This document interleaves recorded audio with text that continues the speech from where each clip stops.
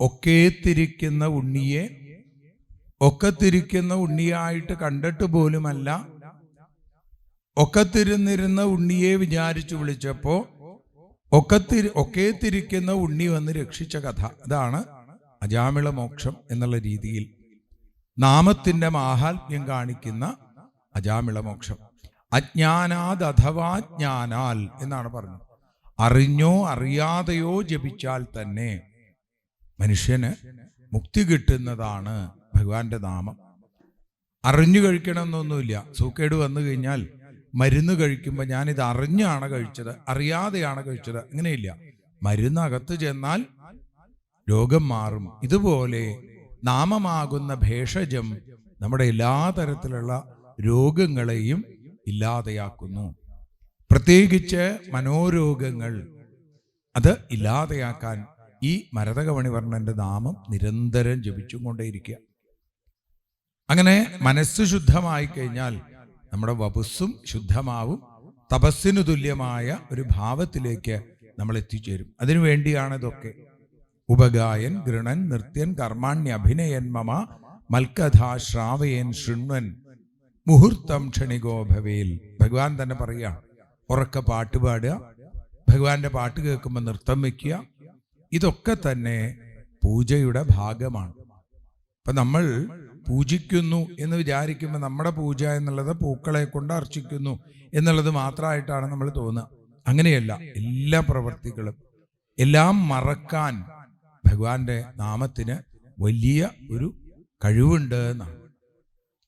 അങ്ങനെ എല്ലാം മറക്കുക എന്ന് പറഞ്ഞാൽ ദുഃഖങ്ങളിൽ നിന്നൊക്കെ മോചനമുണ്ടാവുക.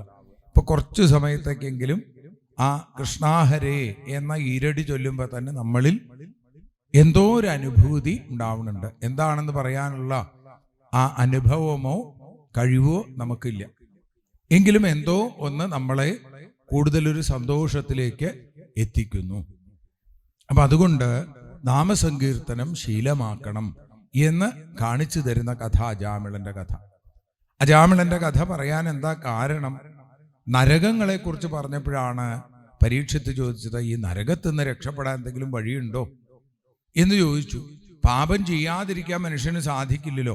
എപ്പോഴെങ്കിലും എന്തെങ്കിലുമൊക്കെ പാപം ചെയ്യും. പാപങ്ങളിൽ നിന്ന് മോചനം നേടാൻ എന്താണ് വഴി എന്ന് ചോദിക്കുകയാണ്. ഇപ്പൊ നരകങ്ങളുടെ വിശേഷണം കേട്ടപ്പോൾ തന്നെ പരീക്ഷിത്ത് അത്ഭുതപ്പെട്ടു.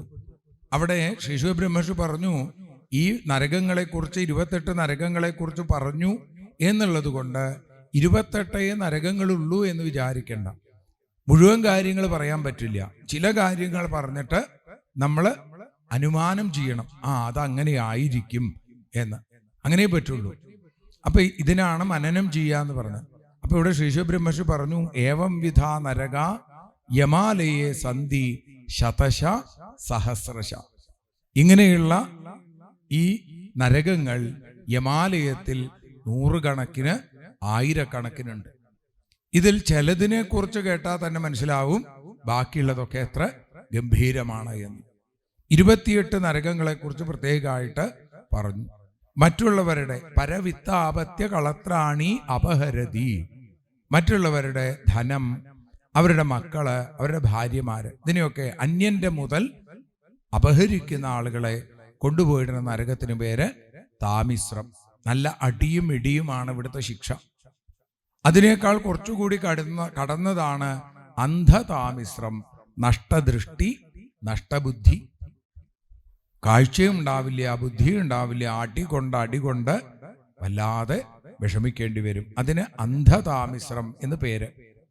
അടുത്തത് 2 നരകങ്ങളെ കുറിച്ച് പറഞ്ഞു. രൗരവം, മഹാരൗരവം. രൗരവം സാധാരണ അല്ലെ, മഹാരൗരവം കുറച്ചുകൂടി കേമായിട്ടുള്ളത്. നമ്മൾ മഹാ എന്ന് ചേർക്കുമ്പോൾ അങ്ങനെയാണ്, പ്രാധാന്യമുള്ളതിന് മഹാ എന്ന് ചേർക്കും.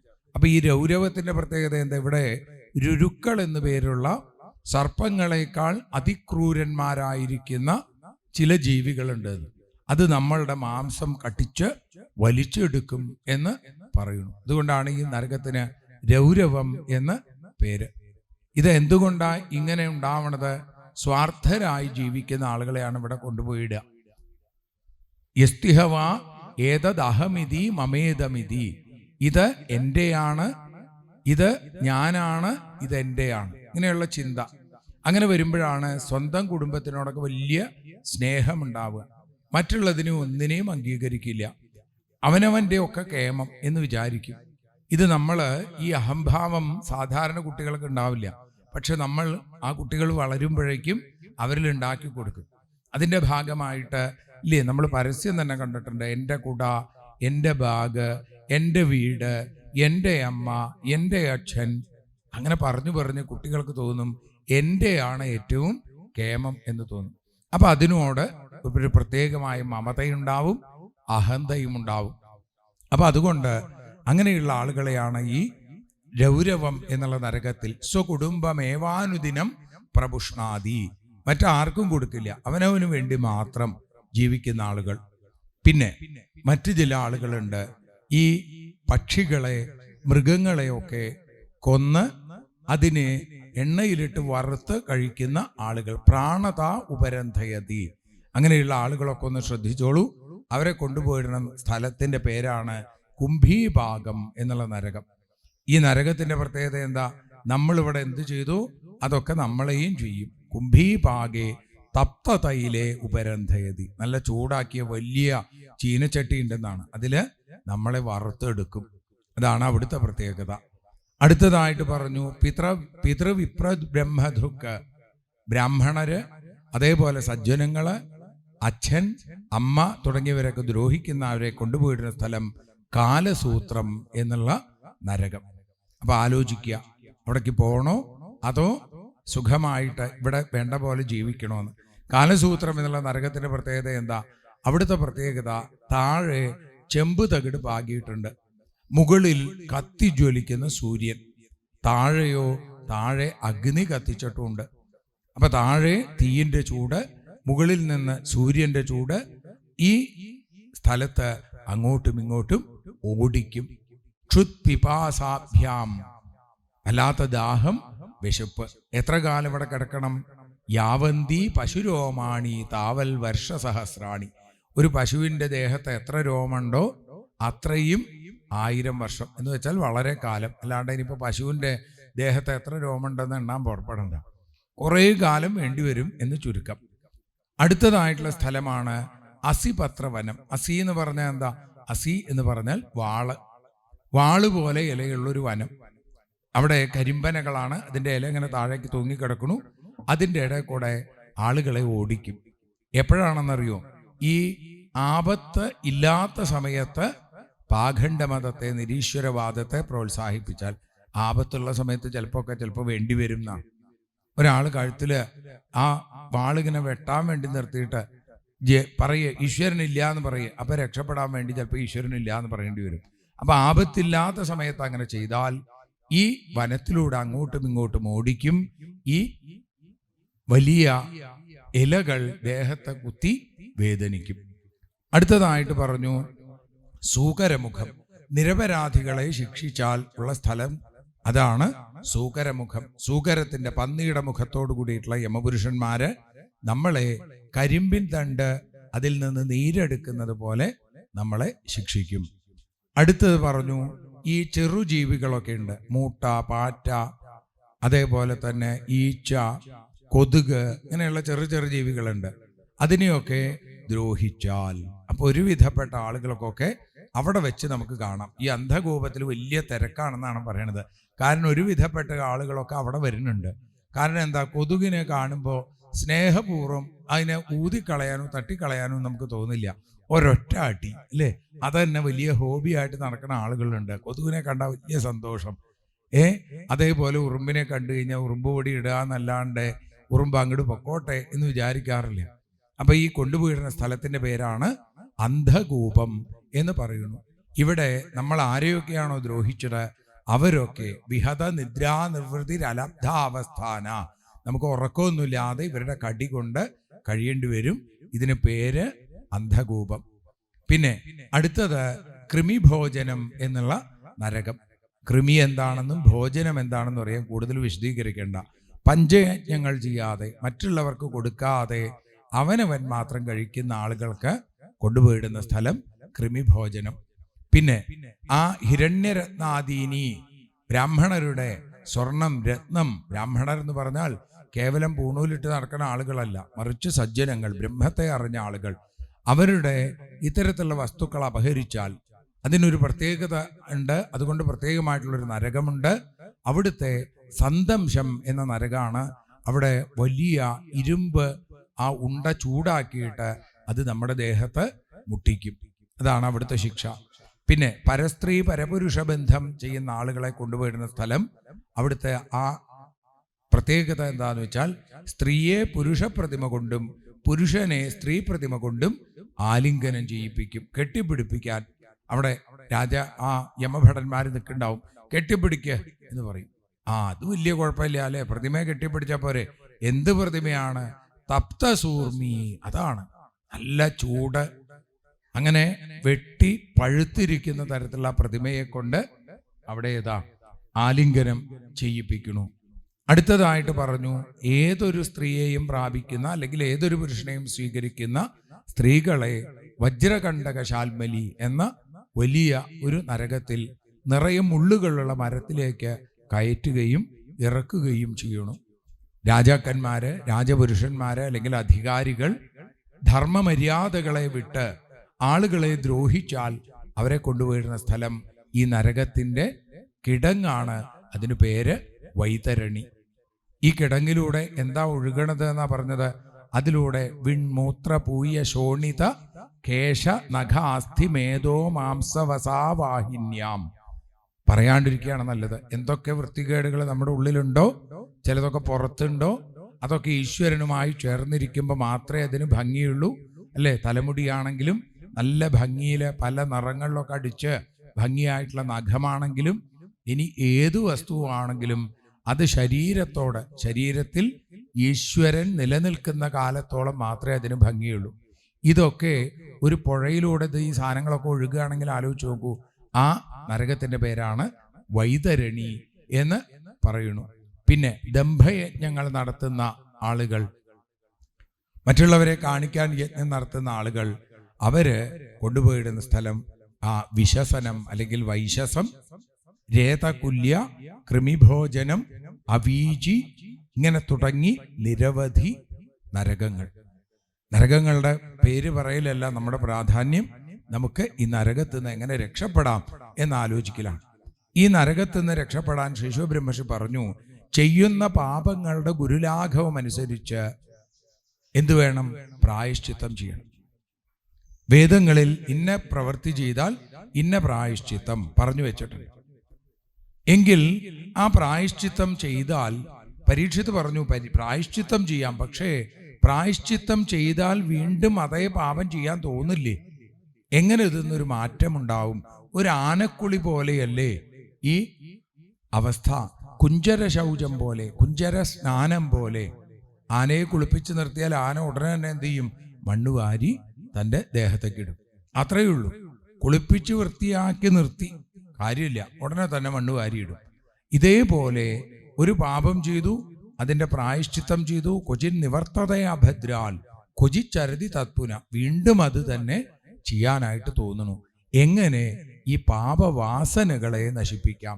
പാപമാകുന്ന ആ മഹാവൃക്ഷം, ആ വലിയൊരു മരം, അതിനെ എങ്ങനെ കടയോടുകൂടി പറിച്ചു കളയാൻ സാധിക്കും? കട പോയില്ലെങ്കിൽ എന്തുണ്ടാവും? വീണ്ടും കിളിർത്തു വരും. അതുകൊണ്ട് എങ്ങനെ പാപവാസനകൾ ഇല്ലാതെയാക്കാം എന്ന് ചോദിച്ചപ്പോഴാണ് പറഞ്ഞത് കേവലയാ ഭക്തിയ. ആ വാസുദേവനിലുള്ള അചഞ്ചലമായ ഭക്തി കൊണ്ട് പാപങ്ങൾ മുഴുവൻ ഇല്ലാതെയാവും. ഏതുപോലെ? നീഹാരമിവ ഭാസ്കരം. നീഹാരം എന്ന് പറഞ്ഞാൽ മഞ്ഞ് തുള്ളികൾ, അല്ലെങ്കിൽ ആ മഞ്ഞ്, മൂടൽ മഞ്ഞ് എന്നൊക്കെ പറയില്ലേ, കാലത്തുണ്ടാവും. അത് സൂര്യൻ ഉദിക്കുന്നവരെയുള്ളൂ. ഭാസ്കരൻ ഉയർന്നു കഴിഞ്ഞാൽ പിന്നെ മഞ്ഞ് കാണാനില്ല. വെളുക്ക് കൊളുത്തിക്കഴിഞ്ഞാൽ അന്ധകാരം കാണാനില്ല. അതുവരെയുള്ളൂ ഇതിനൊക്കെ. വിളക്ക് ആ പ്രകാശമില്ലാത്ത അവസ്ഥയെ മാത്രമേ ഇരുട്ട് എന്ന് പറയാൻ പറ്റുള്ളൂ. എവിടെയാ ഇരുട്ട്? പ്രകാശമില്ലെങ്കിൽ ഇരുട്ട്. പ്രകാശം വന്നാലോ ഇരുട്ടില്ല. ശിഷ്യന്റെ കയ്യിൽ ഗുരു ഒരു വിളക്ക് കൊടുത്തു, ഇരുട്ടുള്ള സ്ഥലത്ത് കൊണ്ടുവയ്ക്കാൻ പറഞ്ഞു. ശിഷ്യൻ അന്വേഷിച്ച് അവസാനം ഗുരുനാഥനോട് പറഞ്ഞു, ഒരു സ്ഥലത്തും ഇല്ല. അതെന്താ? ഞാൻ പോണ സ്ഥലത്തൊന്നും ഇരുട്ടില്ല. അതെന്താ? എൻ്റെ കയ്യിൽ വിളക്കുണ്ടായിരുന്നു. അത് മനസ്സിലാക്കാൻ വേണ്ടിയിട്ടാണ്. അപ്പോൾ അറിവ് കയ്യിലുണ്ടെങ്കിൽ ഒരിക്കലും അജ്ഞാനം നമ്മളെ ബാധിക്കില്ല. ഭഗവാന്റെ നാമം നമ്മുടെ രസനയിലും നമ്മുടെ ഹൃദയത്തിലും ഉണ്ടെങ്കിൽ ഒരു പാപവും നമ്മളെ ബാധിക്കില്ല. എന്നാൽ ഇത് പാപം ചെയ്യാനുള്ള അനുമതിയല്ല. അതും പ്രത്യേകം ഓർക്കണം. അത് ശരി, നാമം ജപിച്ചാൽ മതിയല്ലേ, എന്നാൽ കാലത്ത് മുതൽ വൈകുന്നേരം വരെ പാപം ചെയ്യാം. അത് കഴിഞ്ഞാൽ പിന്നെ ഇരുന്നൊരു അരമണിക്കൂർ നാമജപം. അങ്ങനെയാണെങ്കിൽ പോലും ഒരു 30 ദിവസം നാമം ജപിച്ചു കഴിഞ്ഞാൽ 31ാമത്തെ ദിവസം പാപം ചെയ്യാൻ നമുക്ക് തോന്നില്ല. അതാണ് നാമത്തിന്റെ പ്രത്യേകത. ഒരു പക്ഷേ നിങ്ങൾ അങ്ങനെ തുടങ്ങുകയാണെങ്കിൽ പോലും നാമം നമ്മളെ ഓർമ്മിപ്പിക്കണു, തീർച്ചയായും നിങ്ങളെ ഞാൻ മാറ്റിക്കോളാം എന്നാണ്.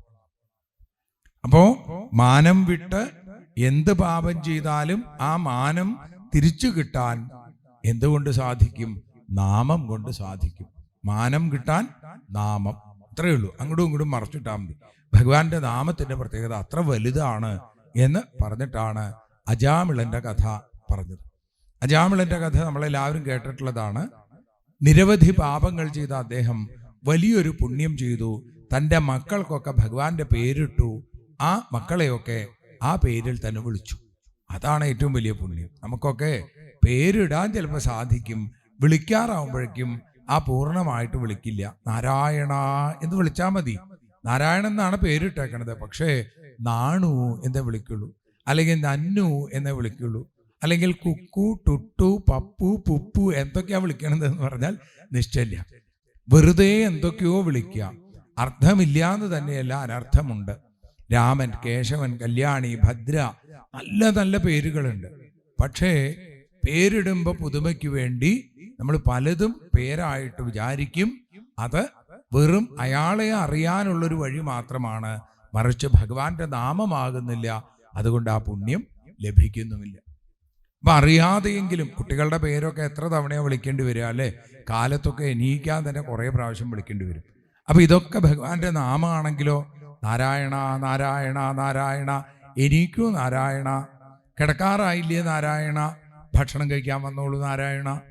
ഈ അജാമിളൻ എങ്ങനെയാ പറഞ്ഞുകൊണ്ടിരുന്നത് എപ്പോഴും അങ്ങനെ. അപ്പൊ 10ാമത്തെ ഉണ്ടിക്കാണ് നാരായണൻ എന്ന് പേരിട്ടതെന്ന് ഭാഗവതം പറയുന്നു. ഇതിനു മുമ്പ് 9 കുട്ടികൾക്കും ഇതേപോലുള്ള പേരിട്ടുണ്ടാവും. അതുകൊണ്ടാണ് 10ാമത്തെ ഉണ്ണിക്ക് നാരായണൻ എന്ന് പേരിടാൻ തോന്നിയത്. അങ്ങനെ നാരായണ നാരായണ നാരായണ എന്ന് വിചാരിച്ച് കാലം കഴിച്ച അദ്ദേഹത്തിനെ പിടികൂടാനായിട്ട് ഇതൊന്നും കണക്കിൽ പെടുത്തിയിട്ടുണ്ടായിരുന്നില്ല യമധർമ്മൻ, ഈ നാമജപമൊക്കെ. പക്ഷേ ഭഗവാൻ അതൊക്കെ വേണ്ട പോലെ എഴുതി വെച്ചിട്ടുണ്ടായിരുന്നു. അതുകൊണ്ടാണ് ഏറ്റവും ഒടുവിൽ ദുഷ്ടന്മാരായ അല്ലെങ്കിൽ ഭീകരന്മാരായ, ദുഷ്ടന്മാരെന്ന് പറയാൻ പാടില്ല അല്ലേ, കാരണം യമധർമ്മ മഹാരാജാവിൻ്റെ ആളുകളാണ്. നമുക്ക് കണ്ടാ പേടി തോന്നുന്നത് മാത്രമേ ഉള്ളൂ. അതുകൊണ്ടാണ് പറഞ്ഞത് വക്രതുണ്ടാൻ ഉദ്ധരോംണ, അതിഭയങ്കരമായിരിക്കുന്ന ദൃഷ്ട്വാ പുരുഷാൻ ഭൃഷദാരുണാൻ. ആ 3 പേരിങ്ങനെ വന്നു നിന്നപ്പോ ഉറക്കെ വിളിച്ചു.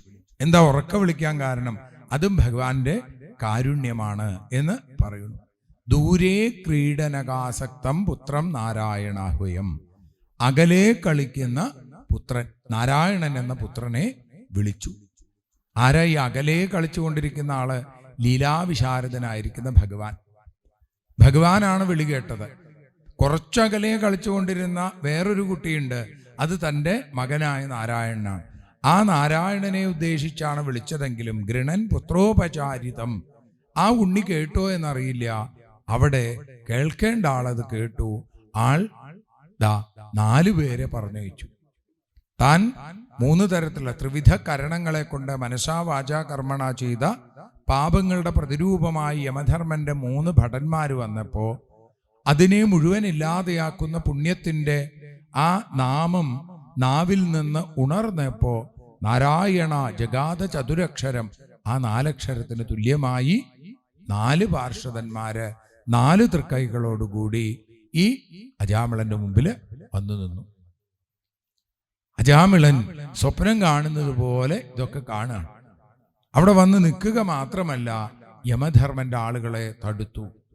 യമധർമ്മന്റെ ആളുകൾ ചോദിച്ചു, കേയൂയം പ്രതിഷേധാരോ ധർമ്മരാജസ്യ ശാസനം, ധർമ്മദേവന്റെ ശാസനയെ ധിക്കരിക്കാൻ നിങ്ങൾക്ക് എവിടുന്ന് ധൈര്യം കിട്ടി. കിമർത്ഥം ധർമ്മപാലസ്യ കിങ്കരാന്നോ നിഷേധത. ധർമ്മപാലന്റെ ആളുകളായിട്ടുള്ള കിങ്കരന്മാരായി ഞങ്ങളെ തടഞ്ഞത് എന്തിനാണ്? വിഷ്ണു പാർഷദന്മാർ ചിരിച്ചും കൊണ്ട് മേഘനിർഹ്രാദയാഗിര, മേഘ തുല്യമായിരിക്കുന്ന ആ ഇടിമുഴക്കം പോലെയുള്ള ശബ്ദത്തോടുകൂടി അവർ തിരിച്ചു ചോദിച്ചു, നിങ്ങൾ ധർമ്മരാജാവിന്റെ ആളുകളാണെങ്കിൽ അപ്പൊ നിങ്ങൾക്ക് ധർമ്മം എന്താണെന്ന് അറിയൂലോ, ധർമ്മത്തിന്റെ തത്വവും ധർമ്മത്തിന്റെ ലക്ഷണവും പറഞ്ഞു തരൂ. അവര് പറഞ്ഞു, ഞങ്ങൾക്കറിയാം ധർമ്മം എന്ന് പറഞ്ഞാൽ വേദത്തിൽ പറഞ്ഞിട്ടുള്ളതാണ്, അതിന് വിപരീതമായതൊക്കെ അധർമ്മമാണ്, വേദം നാരായണനാണ്, ഇത് ഞങ്ങൾക്കറിയാം. എങ്കിൽ ആ വേദം നാരായണനാണെങ്കിൽ ആ നാരായണ എന്ന് ജപിച്ച ഇവർക്ക് ഇദ്ദേഹത്തിന് ഈ നിങ്ങളുടെ പിടിയിൽ നിന്ന് മോചനം നേടാൻ അർഹതയില്ലേ? അവര് പറഞ്ഞു, ഞങ്ങളിതൊക്കെ കണ്ടെത്തുന്നത് ഞങ്ങളുടെ ഒരു രീതിയിൽ ആണ്. ഞങ്ങളൊരു 14 പേരെ ഇതിനായിട്ട് ക്രമീകരിച്ചിട്ടുണ്ട്. അവരാണ് ഞങ്ങൾക്ക് ഈ നിർദ്ദേശമൊക്കെ തരിക, ആരൊക്കെ പാപം ചെയ്യണു എന്നുള്ളത്. അങ്ങനെ 14 ക്യാമറകൾ വെച്ചിട്ടുണ്ട്. അപ്പൊ ക്യാമറ ഉണ്ടെങ്കിൽ ക്യാമറ അല്ലേ, പിന്നെ മറയ്ക്കാനായിട്ടൊന്നുമില്ല. ചില സ്ഥലത്തൊക്കെ എഴുതി വെച്ചിട്ടുണ്ടാവും, ഇവിടെ ക്യാമറ വെച്ചിട്ടുണ്ട്, സ്വഭാവം പുറത്തു കാണിക്കരുത്. കാരണം എന്താ, എന്തെങ്കിലും കാണാണ്ട് എടുക്കാൻ വലിയ താല്പര്യമാണ്. ഇതിനാണോ മോഷണം എന്ന് പറയാ, അതിനാണ് മോഷണം എന്ന് പറയാ. അതറിയില്ല. ഞങ്ങള് ആരും ഇല്ലെങ്കിൽ ഇതൊക്കെ എടുക്കാൻ വലിയ മോഹം. ഹോട്ടലിൽ ഭക്ഷണം കഴിച്ചാൽ അത് കഴിഞ്ഞാൽ സ്പൂണ് തുടച്ച് ബാഗിലേക്ക് വെക്കുക. ഇതെന്തിനാത്? അങ്ങനെ ഒരു തോന്നല്. എന്തിന് സ്പൂണെന്ന് വേണ്ട, ഒരു മുട്ടുസൂചി കിട്ടിയാൽ തന്നെ ഒരു താല്പര്യം, ആരും കാണാണ്ട് എടുത്തു വെക്കാൻ. പക്ഷേ ഭാഗവതം പറയുകയാണ്, നിങ്ങൾ ആരും കാണാതെ പാപം ചെയ്യാമെന്ന് വിചാരിക്കേണ്ട. സൂര്യൻ, അഗ്നി, ആകാശം, വായു, അതേപോലെ തന്നെ ചന്ദ്രൻ, സന്ധ്യ, അതേപോലെ പകല്, ദിക്കുകള്, ഭൂമി, ഇങ്ങനെ കാലവും ധർമ്മവും അടക്കം 14 തരത്തിൽ ഞങ്ങള് ഇതിനെയൊക്കെ നോക്കിക്കാണാൻ തയ്യാറാക്കി വെച്ചിട്ടുണ്ട്. അപ്പൊ അതുകൊണ്ട് ഈ അവരിൽ നിന്ന് കിട്ടിയ നിർദ്ദേശം അനുസരിച്ചാണ് ഞങ്ങൾ ഇദ്ദേഹത്തെ കൊണ്ടുപോകാൻ പുറപ്പെടുന്നത്. ഇദ്ദേഹം വളരെ വെണ്ട പോലെ ധർമാനുസാരിയായി ജീവിച്ചൊരു കാലമുണ്ടായിരുന്നു. പക്ഷെ അതൊക്കെ ഉപേക്ഷിച്ച് ഇദ്ദേഹം അധർമ്മത്തെ ഒരുപാട് ചെയ്തു കൂട്ടി. ധർമ്മം ചെയ്തില്ല എന്ന് മാത്രമല്ല, പാപം ഒരുപാട് ചെയ്തു. കുലടയായ ഒരു സ്ത്രീയെ വിവാഹം കഴിച്ചു, തൻ്റെ ധർമ്മപത്നിയെ ഉപേക്ഷിച്ചു. അതുകൊണ്ട് ഇദ്ദേഹത്തെ ഞങ്ങൾ കൊണ്ടുപോവാണ്. അപ്പൊ പറഞ്ഞു, നിങ്ങൾ പറഞ്ഞതൊക്കെ ശരിയാണ്, ഇദ്ദേഹം ചെയ്ത തെറ്റുകളും ഒക്കെ ശരിയാണ്. പക്ഷേ ഇദ്ദേഹം ആ തെറ്റുകളിൽ നിന്നൊക്കെ മോചനം നേടാൻ പാകത്തിന് വലിയൊരു പുണ്യം ചെയ്തിട്ടുണ്ട്. അതാണ് ജഗാത ചതുരക്ഷരം. ആ 4 അക്ഷരങ്ങളോടുകൂടിയ നാമം നാരായണ എന്ന് ജപിച്ചില്ലേ? അപ്പൊ പറഞ്ഞു, അറിയാണ്ട് ജപിച്ചതാണ് എന്ന് പറഞ്ഞപ്പോൾ പറഞ്ഞു, സാങ്കേത്യം പാരിഹാസ്യം വാ സ്തോഭം ഹേളനമേവച. ഒരാളെ അവഹേളിക്കാൻ, അല്ലെങ്കിൽ ദേഷ്യം, അല്ലെങ്കിൽ പരിഹാസം, അല്ലെങ്കിൽ സാങ്കേതികമായിട്ട് എങ്ങനെങ്കിലും ഒന്ന് പറഞ്ഞാൽ, വീഴുമ്പോഴോ നടക്കുമ്പോഴോ എപ്പോഴെങ്കിലും ഒന്ന് നാമം ജപിച്ചാൽ പുമാൻ നാർഹതി യാതന, അയാൾ ഒരിക്കലും ഇത്തരത്തിലുള്ള യാതനകൾ അനുഭവിക്കേണ്ടി വരില്ല. അജ്ഞാനാദഥവാ ജ്ഞാനാൽ, പ്രത്യേകം പറഞ്ഞു, അറിഞ്ഞോ അറിയാതെയോ ജപിച്ചാൽ തന്നെ നാമസങ്കീർത്തനം നമ്മളെ ആ നാരായണനിലേക്ക് എത്തിക്കുമെങ്കിൽ അറിഞ്ഞു ജപിച്ചുകൂടെ എന്നാണ് ഭാഗവതം ചോദിക്കുന്നത്. പൂതനാമോക്ഷത്തിൽ ശ്രീശു ബ്രഹ്മർഷി പറയുന്നുണ്ട്, ജിഘാംസയാഭിഹരയെ സ്തനം ദത്വാപസദ്ഗതിം കിം പുനഃശ്രദ്ധയാ ഭക്തിയാ. അവിടെയാണ് പൂതന കൊല്ലാൻ വേണ്ടിയിട്ട് ഭഗവാന് എന്തു കൊടുത്തു? മുല കൊടുത്തു എന്നാണ്. നതു സ്തന്യം, മുലപ്പാല് കൊടുക്കാൻ അവൾക്കില്ല. എന്നിട്ട് പോലും ഭഗവാൻ അവളെ അനുഗ്രഹിച്ചു, പൂതനയെ പൂതയാക്കി. പൂതനാ മോക്ഷം. അപ്പൊ അത്രയും കാരുണ്യസ്വരൂപനാണ് ഭഗവാൻ. അതുകൊണ്ട് ആ ഭഗവാനെ ആശ്രയിക്കുക. ഭഗവത് നമുക്ക് അജാമിളമോക്ഷം കഥയിലൂടെ പറയുകയാണ്. ഇപ്പോ വൈദ്യുതിയുടെ കമ്പി അതിലൂടെ പോണുണ്ട്. നമ്മൾ ചെന്നാകുമ്പോൾ പോയി പിടിച്ചു. എന്നിട്ട് പറയുകയാണ്, അയ്യോ എനിക്ക് ഷോക്ക് അടിക്കുന്ന അറിയില്ല കേട്ടോ. അതുകൊണ്ട് കാര്യമില്ല, വൈദ്യുതിയുടെ സ്വഭാവമാണ്, അതിൽ ചെന്ന് തൊട്ടാൽ അപ്പം അടി കിട്ടും. അത് ആരാണെന്ന് നോക്കില്ല അല്ലേ? ഇപ്പൊ ഒരു ക്ഷേത്രം നടത്തണു, അതിന്റെ ഭാരവാഹികൾ, ഞങ്ങൾ പോയി തൊട്ടാൽ ഒരു കുഴപ്പമില്ല. സപ്താഹം നടക്കുന്നതിനിടയിൽ ആചാര്യൻ, ഒരു കാര്യവുമില്ല, ആചാര്യനൊക്കെ അവിടെ മാത്രമേ ഉള്ളൂ. ഈ വൈദ്യുതിയുടെ അടുത്ത് പോയി അപ്പം കിട്ടും. അപ്പൊ ഇതേപോലെ നാമസങ്കീർത്തനത്തിന്റെ പ്രത്യേകത പാപനാശനം എന്നുള്ളതാണ്. അതുകൊണ്ട് നാമജപം പാപഹരം. ഇനി എന്തെങ്കിലും സംശയം ഉണ്ടെങ്കിൽ നിങ്ങൾ നേരെ പോയി നിങ്ങളുടെ നേതാവില്ലേ അദ്ദേഹത്തിന്റെ അടുത്ത് പോയി ചോദിച്ചോളാൻ പറഞ്ഞു. യമധർമ്മന്റെ ആളുകളെ പറഞ്ഞയച്ചു. അവരിവിടെ വന്നു. യമധർമ്മന്റെ കാക്കൽ വീണ് നമസ്കരിച്ചു. ഇനി ഞങ്ങൾ പോണില്ല. എങ്ങടാ പോണ്ടേ എന്നുള്ളത് പ്രത്യേക നിർദ്ദേശം തരണം. ഞങ്ങൾ പതിവുള്ള പോലെ ഒരു സ്ഥലത്തേക്ക് പോയി. പാപം ചെയ്ത ഒരാള്, അജാമിളൻ എന്നാണ് പേര്, അയാളെ പിടിച്ചുകൊണ്ടുവരാൻ നോക്കിയപ്പോ 4 പേര് വന്നു. ഞങ്ങളെ തടഞ്ഞു. എന്നിട്ട് പറഞ്ഞു, നാമം ജപിച്ചാൽ ഒരു പാപവും ഒരു ജീവനെ ബാധിക്കില്ല എന്ന് പറഞ്ഞു. ഇത് ശരിയാണോ എന്ന് ചോദിച്ചപ്പോൾ പറഞ്ഞു, ഈ പ്രപഞ്ചത്തിന്റെ മുഴുവൻ ഊടും പാവുമായി ഓതം പ്രോതം പടവദ്യത്ര വിശ്വം, ആ ഭഗവാൻ മിന്നിത്തിളങ്ങും. ആ ഭഗവാന്റെ ആജ്ഞാനുസരികളാണ് ഞങ്ങൾ ഓരോരുത്തരും. ഞാനും ഇന്ദ്രനും നിരുതിയും പ്രതേജസ്സും സോമനും അഗ്നിയും എന്ന് വേണ്ട ബ്രഹ്മാവടക്കം സകല ആളുകളും ആ ഭഗവാന്റെ സങ്കല്പം അനുസരിച്ച് പ്രവർത്തിക്കുന്ന ആളുകളാണ്. അതുകൊണ്ട് ആ ഭഗവാന്റെ പാദാരവിന്ദങ്ങളെ ആശ്രയിക്കാൻ ഭാഗവത ധർമ്മത്തെ മനസ്സിലാക്കണം. അത് മനസ്സിലാക്കിയ ആളുകൾ ബ്രഹ്മാവ്, നാരദൻ, ശംഭു, സാക്ഷാൽ മഹാദേവൻ, സനൽകുമാരൻ, കപിലൻ, മനു, പ്രഹ്ലാദൻ, ജനകൻ, ഭീഷ്മര്, ബലി, വയ്യാസകി, ശ്രീശു ബ്രഹ്മർഷി, പിന്നെ ഞാനും, ദ്വാദശൈതേ വിജാനീമോ ധർമ്മം ഭാഗവതം ഭട. ഇത്രയും പേർക്ക് കുറച്ചെങ്കിലും അറിയുള്ളൂ. അപ്പൊ ഇനി എന്ത് വേണം? നിങ്ങൾ ഇതിനു മുമ്പ് പോകുന്നതിന് മുമ്പ് അവർ ചെയ്ത പാപങ്ങളെയൊക്കെ മനസ്സിലാക്കണില്ലേ? അതേപോലെ അവർ എപ്പോഴെങ്കിലും നാമം ജപിച്ചിട്ടുണ്ടോ എന്ന് നോക്കുക. ജിഹ്വാനവക്തി ഭഗവൽ ഗുണനാമധേയം. നാവ് കൊണ്ട് ഭഗവാന്റെ നാമങ്ങളെ, ഗുണഗണങ്ങളെ വർണ്ണിച്ചിട്ടില്ലെങ്കിൽ, പറഞ്ഞിട്ടില്ലെങ്കിൽ, ചേതശ്ചന സ്മരതി തച്ചരണാരവിന്ദം.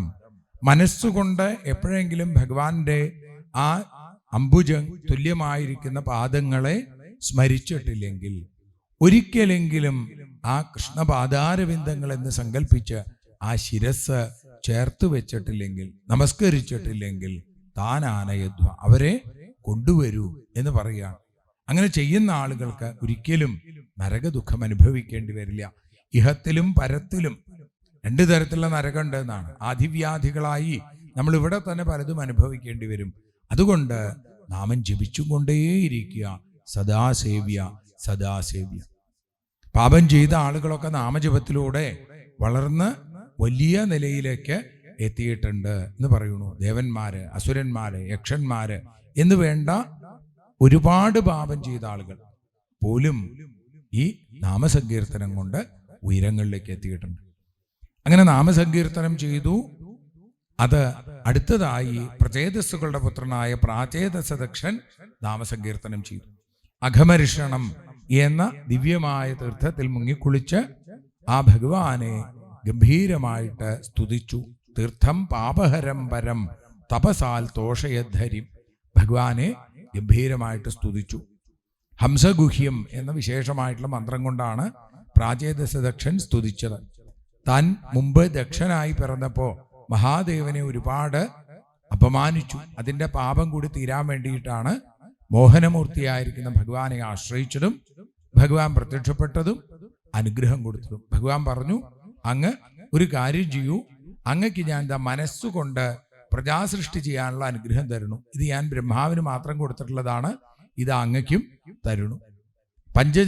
പഞ്ചജനന്റെ പുത്രിയായ ആ അസിക്കിനിയെ വിവാഹം ചെയ്തോളൂ, അങ്ങക്ക് മനസ്സുകൊണ്ട് പുത്രന്മാരുണ്ടാവും. അത് മനസ്സിലാക്കി അദ്ദേഹം ഇവിടെ വന്നു. ഹര്യശ്വന്മാർ എന്ന പേരിൽ 10,000 പുത്രന്മാരെ സൃഷ്ടിച്ചു. എന്നാൽ അവരൊക്കെ തന്നെ നാരദ മഹർഷിയുടെ നിർദ്ദേശപ്രകാരം നാരായണപാദങ്ങളെ മാത്രം ആശ്രയിച്ചു പോയി. അപ്പൊ തപസ് ചെയ്യാൻ പോയ കുട്ടികൾ തിരിച്ചു വരാത്തത് നാരദൻ കാരണമാണ് എന്ന് മനസ്സിലായി. എങ്കിലും കുഴപ്പമില്ല, മനസ്സുകൊണ്ട് വിചാരിച്ചാൽ കുട്ടികൾ ഉണ്ടാവുമല്ലോ. അപ്പൊ ഇനി 10 മാസമൊന്നും കാത്തിരിക്കണ്ട.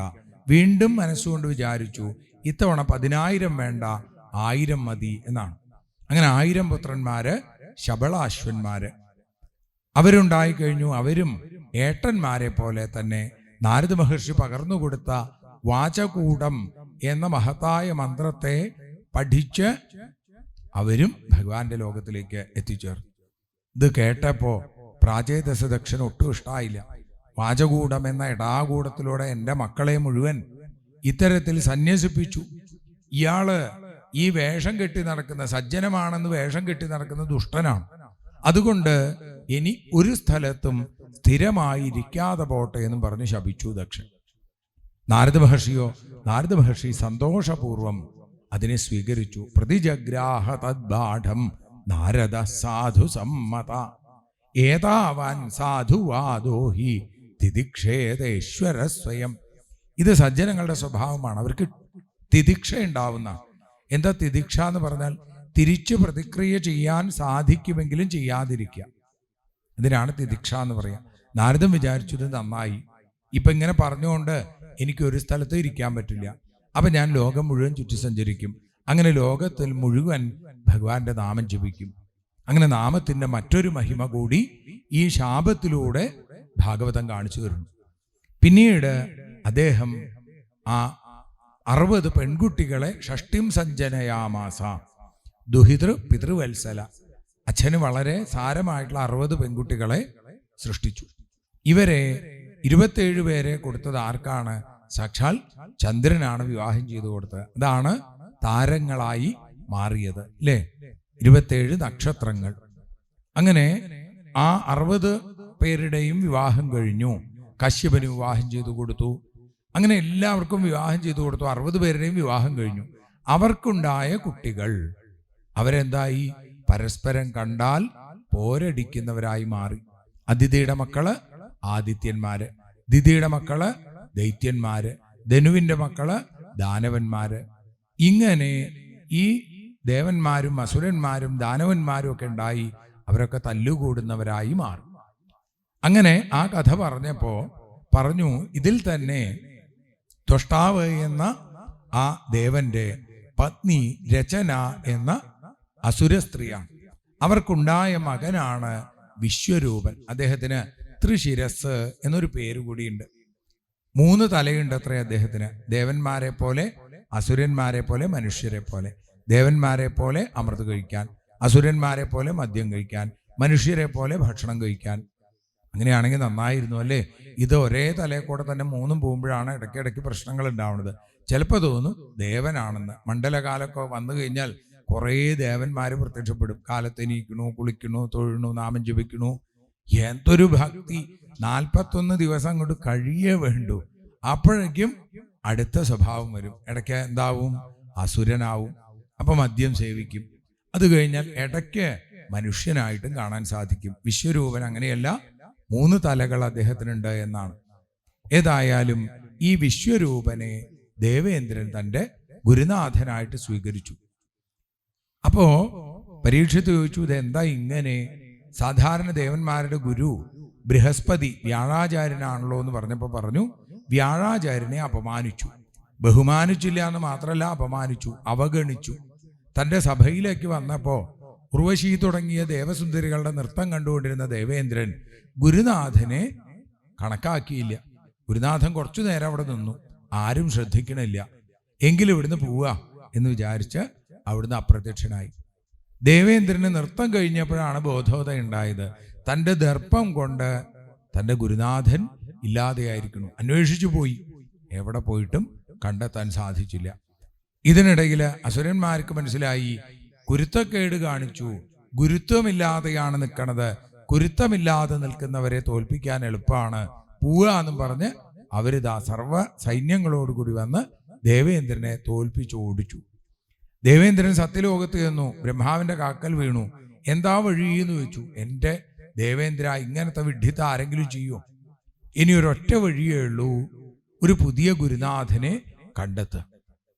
അതാരാ നല്ലത് എന്ന് ചോദിച്ചപ്പോൾ പറഞ്ഞു, അങ്ങയുടെ ആ സഹോദരപുത്രൻ തന്നെയായി വിശ്വരൂപനെ ഗുരുവായിട്ട് സ്വീകരിച്ചോളൂ. അല്ലെ, ത്വഷ്ടാവ് ദേവഗണങ്ങളിൽ പെട്ട ആളാണ്. അപ്പൊ ദേവേന്ദ്രന്റെ സഹോദരനാണ് ത്വഷ്ടാവ്. ത്വഷ്ടാവിന്റെ മകനാണ് വിശ്വരൂപൻ. ദേവേന്ദ്രൻ ചെന്ന് ചോദിച്ചെങ്കിലും വിശ്വരൂപൻ ആദ്യം കൂട്ടാക്കിയില്ല. കാരണം ഈ ആചാര്യൻ എന്ന് പറയുമ്പോൾ അതിന് ദക്ഷിണയൊക്കെ വാങ്ങേണ്ടി വരും.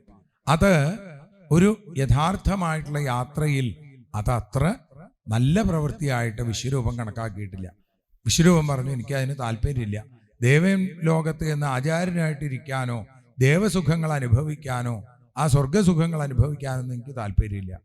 വീണ്ടും നിർബന്ധിച്ചപ്പോൾ ശരി എന്ന് പറഞ്ഞു. അങ്ങനെ നാരായണ കവചം എന്ന മഹാമന്ത്രം കൊണ്ട് ദേവേന്ദ്രന് നഷ്ടപ്പെട്ട ആ സ്വർഗലോകം തിരിച്ചു കിട്ടി. അപ്പോഴാണ് പരീക്ഷിത്ത് ചോദിച്ചതും നാരായണ കവച മന്ത്രത്തെ വളരെ ഗംഭീരമായിട്ട് അവതരിപ്പിച്ചതും. എന്നാൽ ഈ സന്തോഷം, ഈ ആനന്ദം അധികകാലം ഉണ്ടായില്ല. കാരണം ഇന്ദ്രൻ എന്ന് പറഞ്ഞാൽ ഇന്ദ്രിയങ്ങൾക്ക് അടിമപ്പെട്ടവനാണ്. പല സമയത്തും ചിലപ്പോൾ ദേഷ്യം വരും, ചിലപ്പോൾ കരച്ചിൽ വരും, ഇങ്ങനെയൊന്നും ഉണ്ടാവാൻ പാടില്ല. പക്ഷേ ഇവിടെ ദേവേന്ദ്രൻ തൻ്റെ ഗുരുനാഥനായി വിശ്വരൂപനെ സ്വീകരിച്ച് വിശ്വരൂപൻ അവിടെ ആ യജ്ഞങ്ങൾ നടത്തിക്കൊണ്ടിരിക്കുമ്പോൾ സ ഏവഹിതൗ ഭാഗം പരോക്ഷമസുരാൻ പ്രതി, അസുരന്മാർക്കും ഈ യജ്ഞത്തിന്റെ ഭാഗം അഗ്നിയിലേക്ക് ഹോമിച്ചു. മാതൃസ്നേഹവശാനുക, അമ്മയോടുള്ള സ്നേഹം.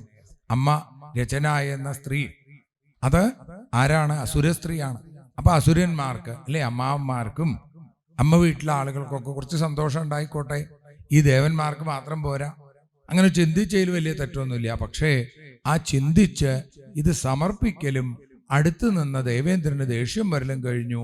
ആ വാളുകിട് വലിച്ചൂരി ഉടനെ തന്നെ ആ ലക്ഷ്യ തരസാഭീത തച്ചീഷാണ്യാച്ചിനദ്രുഷ കഴുത്തങ്ങട് വെട്ടിമുറിച്ചു. 3 പക്ഷികളായി കഴുത്ത് ആ തലകൾ മുകളിലേക്ക് ഉയർന്നു പോയി എന്ന് പറയുന്നു. കളവിംഗ പക്ഷി, കപിഞ്ചല പക്ഷി, തിത്തിരി പക്ഷി, ഇങ്ങനെ 3 ഉയർന്ന് ആകാശത്തിലേക്ക് പറന്നുപോയി. ദേവേന്ദ്രൻ ആകെ പരിഭ്രമിച്ചു. ഇപ്പൊ ഗുരുനാഥനെ കൊന്നു. ആദ്യം ഗുരുനാഥനെ അപമാനിച്ചു, ഇപ്പൊ ഗുരുനാഥനെ കൊന്നു. ബ്രഹ്മഹത്യാപാപം. എന്തു ചെയ്യണം എന്നറിയാതെ സംവത്സരാന്തേ തദഘം ജഗ്രാഹ, ആ പാപത്തെ 1 വർഷക്കാലം സ്വീകരിച്ചു. അത് കഴിഞ്ഞ് ഇതിനെ 4 ഭാഗങ്ങളായി ഭൂമി, ജലം, വൃക്ഷങ്ങൾ, സ്ത്രീകൾ എന്നിവർക്കായി വിഭജിച്ചു കൊടുത്തു. ബ്രഹ്മഹത്യാപാപത്തിൽ നിന്ന് മോചനം നേടി. അവരോട് പറഞ്ഞു, നിങ്ങൾക്കും ഈ ബ്രഹ്മഹത്യ നിങ്ങളെ വലിയ കാര്യത്തിലൊന്നും നിങ്ങളെ ദ്രോഹിക്കില്ല എന്ന് ദേവേന്ദ്രൻ അനുഗ്രഹിച്ചു. അങ്ങനെ ദേവേന്ദ്രൻ വീണ്ടും സ്വർഗത്തിലേക്ക് തിരിച്ചെത്തി. പക്ഷേ അധികം വൈകാതെ ത്വഷ്ടാവ് ഒരു പുതിയ സൃഷ്ടി നടത്തി. തൻ്റെ യജ്ഞത്തിൽ നിന്നും യജ്ഞാഗ്നിയിൽ നിന്നും ഉയർന്നു നിൽക്കുന്ന മഹാഭീകരനായിരിക്കുന്ന ആ സ്വരൂപം വൃത്ര ഇത്യഭിവിഖ്യാത, വൃത്ര ഇത്യഭിവിശ്രുത, ആ വൃത്രൻ എന്ന് വളരെ അറിയപ്പെടുന്ന അതിഭീകരനായ ഒരു അസുരശ്രേഷ്ഠൻ. അങ്ങനെ യുദ്ധം ചെയ്ത് ദേവേന്ദ്രനെ തോൽപ്പിച്ചു വരൂ എന്ന് പറഞ്ഞപ്പോ വൃത്രാസുരൻ അലറി വിളിച്ചും കൊണ്ട് ദേവലോകത്ത് ദേവേന്ദ്രനെ എതിരിടാനായിട്ട് ചെല്ലുന്നു. വൃത്രനെ കണ്ടതോടുകൂടി സകല ദേവന്മാരും സിംഹത്തെ കണ്ട ചെറു ജീവികളെ പോലെ പേടിച്ചോടാൻ തുടങ്ങി. അങ്ങനെ ഓടി ഓടി ദേവേന്ദ്രൻ നേരെ ബ്രഹ്മാവിന്റെ അടുത്തേക്ക് ചെന്നു. ബ്രഹ്മാവ് പറഞ്ഞു, ഇതിന്ന് രക്ഷപ്പെടുത്താൻ ഭഗവാന് മാത്രമേ സാധിക്കുള്ളൂ, ആ ഭഗവാനെ ആശ്രയിക്കൂ എന്ന് പറഞ്ഞപ്പോ ദേവേന്ദ്രന്റെ നേതൃത്വത്തിൽ അതിഗംഭീരമായിട്ട് ഭഗവാനെ സ്തുതിച്ചു. ത്രിഭുവനാത്മഭവന ത്രിവിക്രമ ത്രിനയന ത്രിലോകമനോഹരാനുഭാവ തവൈവ വിഭൂതയോ ദിദിജതനുജാതയശ്ചാപി. ഗംഭീരമായിട്ടുള്ള സ്തുതിയാണ്. സ്തുതി കേട്ട് ഭഗവാൻ പ്രത്യക്ഷപ്പെട്ടു. ഭഗവാൻ പറഞ്ഞു, ദേവേന്ദ്ര, ഈ സാധാരണ ആയുധം കൊണ്ടൊന്നും വൃത്രാസുരനെ കൊല്ലാൻ സാധിക്കില്ല. എന്തു വേണം? ആ വൃത്രാസുരനെ കൊല്ലാൻ നാരായണ കവചം കൊണ്ട് ശക്തമാക്കപ്പെട്ട എല്ലുകൊണ്ടൊരു ആയുധം ഉണ്ടാക്കിക്കൊള്ളൂ. ദേവേന്ദ്രൻ, ഞാനാണോ? എന്താ ചെയ്യേണ്ടത്? ഭഗവാനെ പറയൂ. ഭഗവാൻ പറഞ്ഞു, ദധിജി മഹർഷിയുടെ നട്ടെല്ലുകൊണ്ട് ഒരു ആയുധം ഉണ്ടാക്കുക. ദേവേന്ദ്രന് ചോദിക്കാൻ മടിയുണ്ടോ? ദേവേന്ദ്രന് ഒരു മടിയില്ല. ഒരാളിങ്ങനെ ഇരിക്കുമ്പോൾ അയാളുടെ നട്ടെല്ല് തരുമോ എന്ന് ചോദിക്കാൻ മടിയില്ലാതിരിക്കണമെങ്കിൽ അത്രയും നാണം കെട്ടവനാണ്. എന്തിനാ? എനിക്ക് സുഖമായിട്ടിരിക്കാൻ അങ്ങൊന്ന് മരിച്ചു തരുമോ എന്നാണ് സത്യത്തിൽ ചോദിക്കുന്നത്. ഇല്ലാത്തത് മറ്റുള്ളവരുടെ അടുത്ത് ചോദിക്കും, അല്ലേ? നട്ടെല്ലില്ലാത്തവൻ എന്നാണ് ദേവേന്ദ്രന് ഭാഗവതം കൊടുക്കുന്ന അപ്പോഴത്തെ പേര്. അങ്ങനെ നട്ടെല്ലില്ലാതെ ദേവേന്ദ്രൻ അവിടെ ചെന്ന് ചോദിച്ചു, തൻ്റെ ഈ ശരീരം നാളെയോ അല്ലെങ്കിൽ മറ്റൊരു ദിവസം ഭസ്മമാവേണ്ടതാണ്, അല്ലെങ്കിൽ കേവലം പുഴുവായി മാറേണ്ടതാണ്, അല്ലെങ്കിൽ കേവലം ആ വിസർജ്യമായി തീരേണ്ടതാണ് ഏതെങ്കിലും മൃഗങ്ങളുടെയൊക്കെ. അതിന് എന്തിനാണ് മാറ്റിവെക്കുന്നത്? ഇതുകൊണ്ട് ലോകത്തിൽ ഒരാൾക്ക് ഗുണമുണ്ടാവുന്നുവെങ്കിൽ അത് ഭഗവാന്റെ സങ്കല്പമാണെന്ന് തിരിച്ചറിഞ്ഞ് ദധീചി മഹർഷി തൻ്റെ ദേഹം ഉപേക്ഷിച്ചു. അപ്പോൾ അവയവദാനത്തിൻ്റെ ഏറ്റവും പ്രധാനപ്പെട്ട ആളാണ് ദധീചി. നമ്മളിപ്പോൾ കണ്ണ് കൊടുക്കുന്നവരെ, കാല് കൊടുക്കുന്നവരെ, അല്ലെ, കരൾ കൊടുക്കുന്നവരൊക്കെ ധാരാളം കാണാറുണ്ട്. പക്ഷേ ഇവിടെ ദധീചി മഹർഷി തൻ്റെ പല ആളുകളും മരിച്ചാൽ മരണപത്രമാണ് എഴുതി വെക്കുക, ഞാൻ മരിച്ചാൽ എൻ്റെ കണ്ണ് ഇന്ന ആൾക്ക് കൊടുക്കാം, അല്ലെങ്കിൽ ആർക്കെങ്കിലും ആവശ്യമുള്ള ആൾക്ക് കൊടുക്കാം എന്നൊക്കെ എഴുതി വെക്കും. നല്ലത് തന്നെ. ഇവിടെ തൻ്റെ ആ ശരീരം ഉപേക്ഷിച്ച് ആ എല്ല് ദേവേന്ദ്രനോട് എടുത്തോളാൻ പറഞ്ഞു. ദേവേന്ദ്രൻ മരിച്ച അന്ന് തന്നെ സഞ്ചയനം നടത്തി. സാധാരണ 4-ാം ദിവസം 5-ാം ദിവസമൊക്കെയാണ് പതിവ്. അന്ന് തന്നെ എല്ലൊക്കെ പറക്കി കൂട്ടി നേരെ അവിടെ കൊണ്ടുപോയി ദേവശില്പിയെ ഏൽപ്പിച്ചു. അദ്ദേഹം അതിഭയങ്കരമായ അതീവ തേജസ്സാർന്ന ആ വജ്രായുധത്തെ നിർമ്മിച്ചു. വൃത്രാസുരനുമായി യുദ്ധം ആരംഭിച്ചു. വൃത്രാസുരൻ ഇതിനിടയിൽ എപ്പോഴോ ആ ദേവേന്ദ്രനെ ഹരേ എന്ന് വിളിച്ചു. നാമത്തിന്റെ മറ്റൊരു മഹിമ നമുക്ക് അവിടെ കാണാം. ഹരിശബ്ദം എപ്പോ ഉയർന്നുവോ ആ ഹരീഗർജനം കേൾക്കുന്ന മാത്രയിൽ ഘോരപാപങ്ങളാം വൻഗജങ്ങൾ ദൂരത്തിൽ ഓടിമറയുന്നു തൽക്ഷണം എന്നാണ്. ഇവിടെ ആ വൃത്രാസുരനിൽ നിന്ന് ഹരി എന്ന ശബ്ദം ഉയർന്നപ്പോൾ അദ്ദേഹത്തിന്റെ പാപീയസമായിരിക്കുന്ന ആ ജീവിതത്തിലെ എല്ലാ പാപങ്ങളും തീർന്നു. പാപം തീർന്നപ്പോഴോ പിന്നെ പുണ്യം മാത്രമായി. ആ പുണ്യത്തിന്റെ ആ പൂർണ്ണമായ അവസ്ഥയിൽ വൃത്രാസുരന്റെ കണ്ണുകൾ നിറഞ്ഞൊഴുകാൻ തുടങ്ങി. കണ്ണുകൾ നിറഞ്ഞൊഴുകുക മാത്രമല്ല, കൈകൾ കൂപ്പിക്കൊണ്ട് ഭഗവാനെ ഭജിക്കാൻ തുടങ്ങി. ഭഗവാനെ, അവിടുന്ന് എന്നെ കൊണ്ടുപോകണേ, അടിയന് ഇവിടുന്ന് നേരിട്ട് വരാൻ സാധിക്കണില്ല. ഈ യുദ്ധത്തിൽ ദേവേന്ദ്ര ആര് ജയിച്ചാലും ഇത് ഭഗവാന്റെ സങ്കല്പമാണ്. നമ്മളൊക്കെ ചതുരംഗ കളത്തിലെ കരുക്കൾ മാത്രമാണ്. കളിക്കുന്നതാരാ? അത് ഭഗവാൻ. അപ്പൊ ആര് ജയിക്കണം, വെളുപ്പ് ജയിക്കണോ കറുപ്പ് ജയിക്കണോ എന്ന് തീരുമാനിക്കുന്നത് ആ ഭഗവാനാണ്. അതുകൊണ്ട് ദേവേന്ദ്ര ധൈര്യപൂർവം വജ്രായുധം പ്രയോഗിച്ചോളൂ. ഭഗവാൻ ദേവേന്ദ്ര നീ ജയിക്കണം എന്ന് വിചാരിച്ചിട്ടുണ്ടെങ്കിൽ നീ ജയിക്കും. അതല്ല, നിന്റെ കയ്യിൽ വജ്രായുധമല്ല എത്രയൊക്കെ ആയുധങ്ങളുണ്ടെങ്കിലും ഞാനാണ് ജയിക്കേണ്ടത് എന്നാണ് ഭഗവാന്റെ സങ്കല്പമെങ്കിൽ തീർച്ചയായും ഞാൻ തന്നെ ജയിക്കുള്ളൂ. എനിക്ക് ദേവേന്ദ്ര നീ ആഗ്രഹിക്കുന്നത് പോലെ ഈ നാഗപൃഷ്ഠം, ഈ സ്വർഗലോകം എനിക്ക് വേണ്ട, പാരമേഷ്ഠ്യ പദവി വേണ്ട, സകല ഭൂമിയുടെയും ആധിപത്യം, സാർവഭൗമത്വം വേണ്ട, രസാതലത്തിന്റെ ആധിപത്യം വേണ്ട, യോഗസിദ്ധികൾ വേണ്ട, എനിക്ക് മുക്തി പോലും വേണ്ട. ഞാൻ ആ ഭഗവാന്റെ പാദാരവിന്ദങ്ങളെ ആശ്രയിക്കുന്ന ആ ഭഗവാന്റെ ഭൃത്യസ്യ ഭൃത്യ പരിചാരക ഭൃത്യഭൃത്യ എന്ന രീതിയിൽ ഞാൻ ഇരിക്കാനാണ് ആഗ്രഹിക്കുന്നത്. ആ ഭഗവാന്റെ പാദമൂലങ്ങളിൽ ലയിക്കാനാണ് ഞാൻ ആഗ്രഹിക്കുന്നത് എന്ന് പറയുന്ന ആ അസുരേന്ദ്രന്റെ അത്ഭുതകരമായ ഭഗവത് ഭക്തി കണ്ടപ്പോ ദേവേന്ദ്രൻ പോലും അത്ഭുതപ്പെട്ടു. ദേവേന്ദ്രൻ പറഞ്ഞു, അഹോ ദാനവസിദ്ധോസി, അങ്ങ് സിദ്ധനായി. അങ്ങയെപ്പോലെ ഒരു ഭക്തി ലോകത്ത് ആർക്കാ ഉള്ളത്? ഭഗവാന്റെ മായയെ അങ്ങ് ജയിച്ചു. പ്രതികൂലമായ അവസ്ഥയിൽ, അനുകൂലമായ അവസ്ഥയിൽ ഭഗവാനെ ഭജിക്കാൻ ചിലപ്പോൾ പറ്റും. പക്ഷേ പ്രതികൂലമായ അവസ്ഥ, യുദ്ധരംഗത്ത് ശത്രുവിൻ്റെ ആയുധങ്ങൾ തനിക്ക് നേരെ പാഞ്ഞു വരുമ്പോൾ അതെല്ലാം മറന്ന് കണ്ണുകൾ നിറഞ്ഞ് ആ മിഴികൾ നിറഞ്ഞും മൊഴികൾ മുറിഞ്ഞും ഭഗവാന്റെ നാമം ജപിക്കാൻ അങ്ങക്ക് സാധിച്ചില്ലേ? ഇത് തന്നെയാണ് വലിയ ഭാഗ്യം. യസ്യ ഭക്തിർ ഭഗവതി ഹരൗ നിശ്രേയസൈശ്വരേ ഖല്വിതം മഹതാശ്ചര്യം. ലോകത്തിനോട് ദേവേന്ദ്രൻ പറയാ, ഇതെന്തൊരു അത്ഭുതമാണ്. അങ്ങനെയുള്ള ആ ദേവേന്ദ്രൻ പിന്നീട് വൃത്രാസുരനുമായി യുദ്ധം ചെയ്തു. ആ യുദ്ധത്തിൽ വൃത്രാസുരന്റെ ശിരസ് ഭേദിക്കാൻ ഭഗവാന്റെ കാരുണ്യം കൊണ്ട് ദേവേന്ദ്രന് സാധിച്ചു. വൃത്രസ്യ ദേഹാന്നിഷ്ക്രാന്തം ആത്മജ്യോതിരരിന്തമ. അല്ലയോ പരീക്ഷത്തെ, ആ വൃത്രാസുരനിൽ നിന്നും ഒരു ജ്യോതിസ് ഭഗവാനിലേക്ക്, ആ അലോകം ഭഗവാന്റെ ലോകത്തിലേക്ക് എത്തിച്ചേരുന്നത് എല്ലാവരും കണ്ടു. പശ്യതാം സർവലോകാനാം അലോകം സമപദ്യത എന്ന് പറഞ്ഞും കൊണ്ടാണ് നമ്മൾ ഇപ്പോൾ ഭഗവത്പാദങ്ങളിൽ സമർപ്പിക്കുന്നത്.